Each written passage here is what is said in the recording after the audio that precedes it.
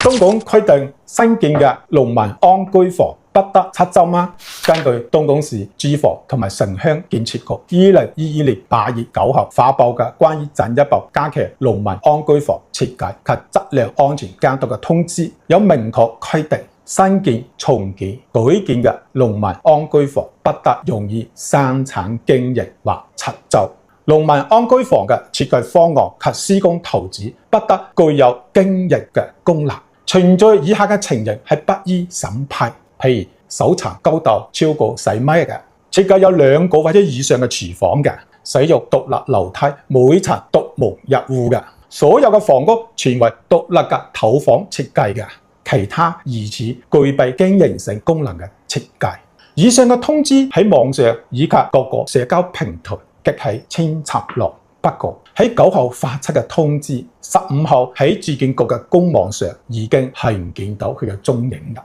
根據報道，有市民就通知撤回嘅原因致電住建局，想諮詢一下係撤回唔算數啊，抑或係針對各方嘅意見修改後再發出呢？但係住建局嘅電話一直係冇接通㗎，而且喺陽光問政上面，官方亦都冇具體嘅答覆。有朋友就問啦，萬一我哋將按照規定建好嘅安居房，然後出租，是否有效呢？根據司法解釋，如果出租人就未取得建設工程規劃許可證，或者未按照建設工程規劃許可證嘅規定建設嘅房屋，與承租人訂立租約合同嘅，呢個合同將被認定為無效。從以上嘅規定可以知道，法院只關心出租房屋是否有2件事。第一，是否取得建設工程規劃許可證；第二，是否按照建設工程規劃許可證施工。通常嚟講，安居房都係經過報建同埋驗收嘅，